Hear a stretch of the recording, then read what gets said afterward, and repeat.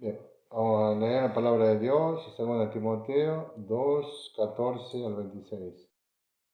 Un obrero aprobado. Dice, recuerda esto, exhórtales delante del Señor que no contiendan sobre palabras, lo cual para nada aprovecha, sino que, sino que es para perdición de los oyentes. Procura con diligencia presentarte a Dios aprobado, como obrero que no tiene de qué avergonzarse, que usa bien la palabra de verdad, mas evita profanas y vanas palabrerías, porque conducirán más y más a la impiedad, y su palabra carcomerá como gangrena, de los cuales son Himeneo y Fileto, que se desviaron de la verdad, diciendo que la resurrección ya se efectuó, trastornando la fe de algunos.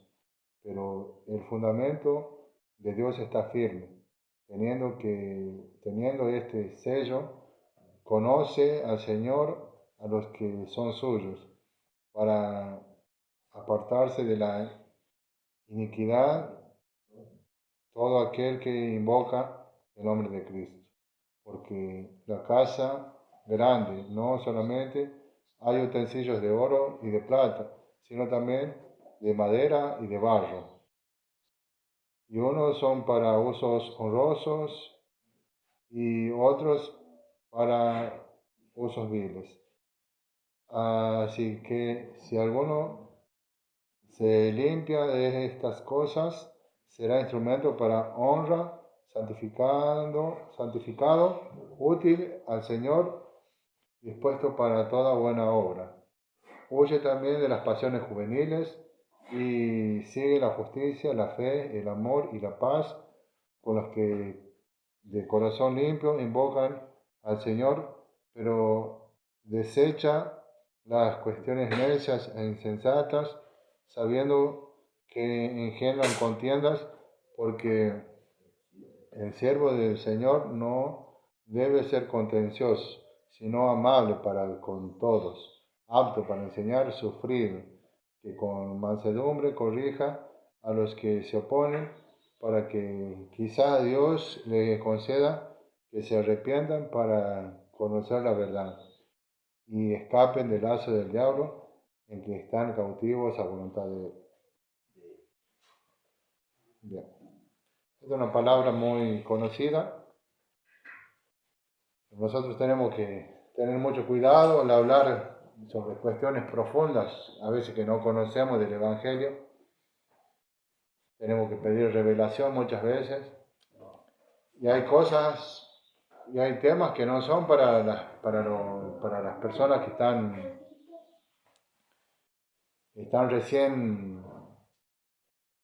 recién conociendo el Evangelio, como dice que hay que dar leche espiritual. Porque nosotros sabemos que un bebé nace y no le damos asado, le damos leche y se mantiene a leche hasta que puede comer puré. Entonces nosotros, aquí dice, recuerda esto, exhórtales delante del Señor, que no contiendan sobre palabras, lo cual para nada aprovecha sino para perdición de los oyentes. Procura con diligencia presentarte a Dios aprobado como obrero que no tiene de qué avergonzarse, que usa bien la palabra de verdad. Porque nosotros tenemos que trazar bien la palabra de verdad. No podemos usar la palabra a nuestro antojo. Nosotros tenemos que tener nosotros no podemos decir algo. Nosotros no podemos decirlo, deja eso. El Señor sabrá cuándo lo va a hacer para que deje. Como nosotros hemos cantado, no encuentro un lugar donde escapar de Dios, no sabemos el momento que Dios restaura a la persona. Pero si nosotros tenemos que dar leche, tenemos que dar leche espiritual, dándole, sabiendo de la leche espiritual Cristo murió por los pecados de todo el mundo, y nosotros, si murió por mis pecados, murió por el pecado del mundo también. Si yo lo que le digo a la gente, aprovecho que estoy aquí, que primero de comprarse una Biblia, compre la carpeta, cualquier carpeta. Y entonces con esa carpeta, yo anoto. Si voy en Génesis 1 al 4, un día anoto Génesis 1 al 4. Por esas cuestiones, preocupación en la vida, pasa una semana, 2 semanas, uno se olvida. Y dice, voy a volver a leer la Biblia. Y no va a volver a Génesis 1 al 4, ya va a ir del 5 al 8. Entonces con la carpeta, uno teniendo la carpeta, porque si uno le dice, lee el Evangelio de Juan, entonces Juan 1, Juan 2, Juan 3, Juan 4, porque si nosotros vamos, tenemos la Biblia de los curas, de los católicos, la Biblia de los evangélicos es la misma, pero nada más que hay que leerla y hay que poner interés cuando uno lee, pedir revelación, porque tener uno que ya le entiende más tiempo, ya que le entiende la palabra de Dios. Y entonces no está en caer en que los tiempos de Dios son los tiempos nuestros, porque nosotros tenemos que saber trazar la palabra de verdad. No podemos decir, a mí me parece esto, a mí me parece lo otro.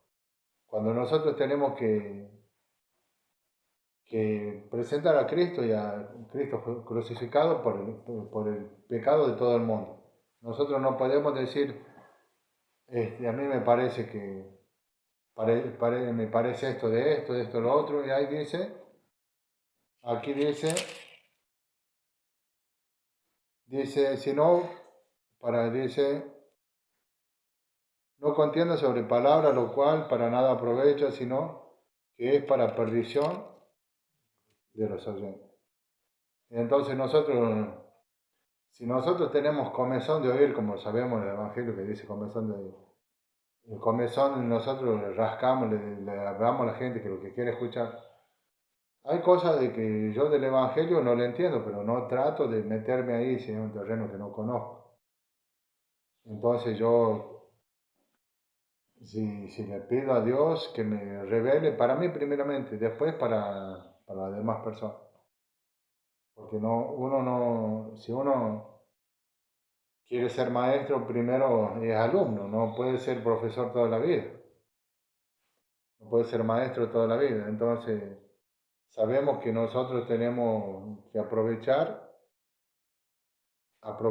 lo que es el tiempo para decir, cómprate una carpeta, cómprate una Biblia de esas que dan en el Nuevo Testamento, que viene con los Salmos y con Proverbios.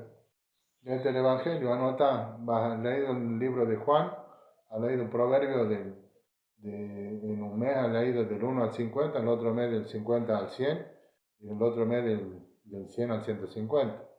Así no te pierdas para que para que no vayas conociendo la verdad y la verdad lo haga libre. Porque nosotros vemos, hemos cruzado la procesión, nosotros somos poquitos, pero las procesiones antes era mucha gente. Y cada vez la gente que pasa a la iglesia evangélica son más, y los que quedan en las capillas ya cada vez son menos.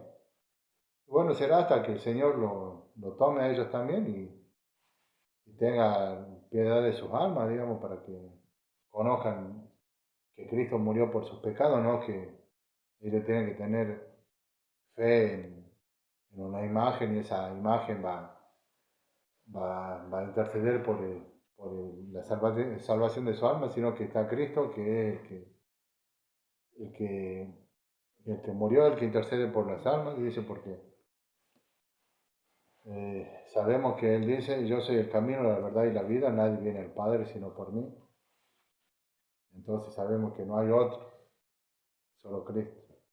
Pero esto es muy importante, nosotros tenemos que si nosotros queremos adoctrinar a la gente, enseñar, nosotros tenemos que estar bien cementados con cimientos firmes en el Evangelio.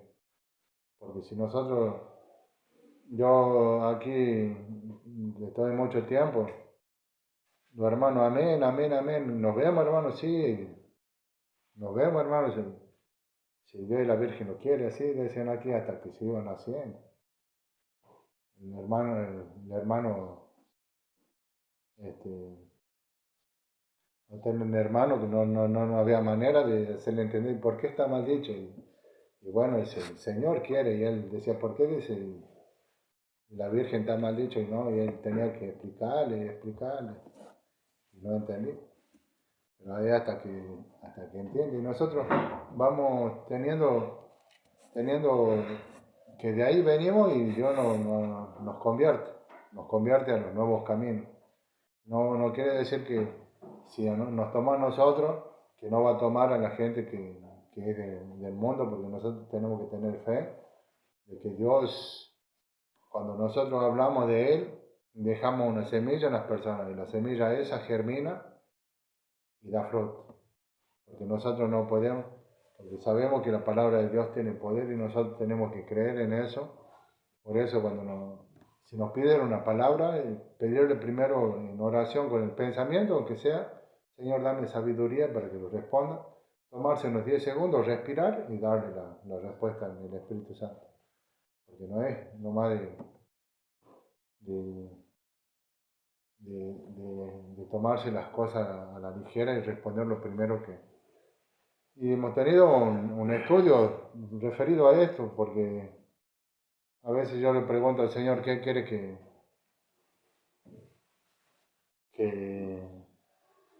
que dé sobre la cena.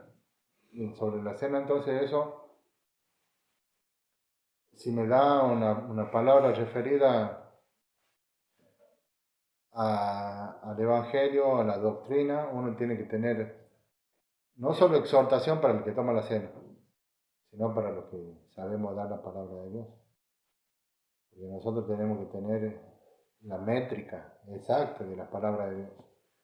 Porque nosotros no podemos destruir a los oyentes porque un día estemos diciendo este tiene esta doctrina está bien, esta doctrina está mal. Y yo soy de los que a veces entro en redes sociales para decir, no hay que diezmar. Y bueno, ¿cómo va a sostener una iglesia si no se diezma?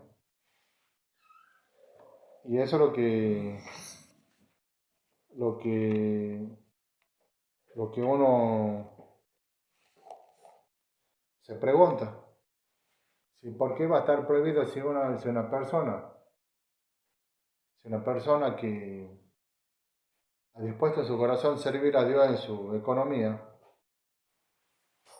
Y hay personas que si hay el autocar, el auto, van, pagan entradas y van para la quinela, van para la cerveza, y nadie le pregunta qué hacen de su economía. Nadie le pregunta qué hace de su economía, cómo, en qué gasta, por qué lo gasta.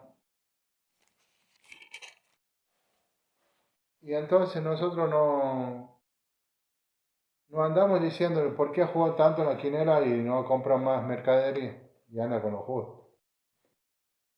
Y no gastan el diezmo, sino cuánto gastan. Capaz que agata comen y lo demás es para el juego de azar, porque la gente es adicta a eso. Pero si nosotros vamos a la palabra de Dios, vamos a compartir en Lucas 8, 3 versículos para que concluyamos este tema. Lucas 8, mujeres que sirven a Jesús. Porque nosotros decimos, si nosotros instituimos, el pastor en algún momento dice, hermano, ¿cuánto gana usted? Trae el recibo de lo que usted gana y me va a pagar el diezmo, porque necesitamos el diezmo. Entonces, si uno no está obligado a pagar el diezmo, pero si uno se dispone en el corazón de pagar el diezmo para ser bendecido, entonces el solo hecho de que conocemos a Cristo ya somos bendecidos, ya nuestra alma es bendita. Pero si uno quiere prosperar en las promesas de Dios, porque hay promesas para que todo aquel que cree, entonces eso pasa. Dicen mujeres que sirven a Jesús. Dice el versículo número 1. Aconteció después que Jesús iba por todas las ciudades y aldeas, predicando y anunciando el Evangelio del reino de Dios, y los 12 con él, y algunas mujeres que habían sido sanadas de espíritus malos y de enfermedades. María, que se llamaba Magdalena, de la que habían salido 7 demonios, Juana, mujer de Chuza, intendente de Herodes, y Susana y otras muchas que le servían de sus bienes.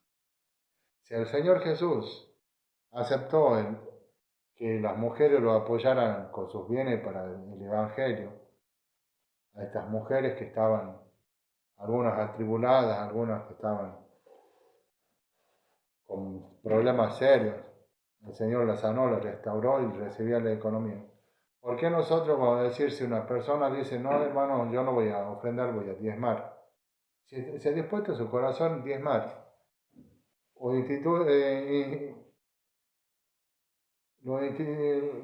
lo ponen en práctica en la iglesia, ¿por qué nosotros no lo podemos hacer?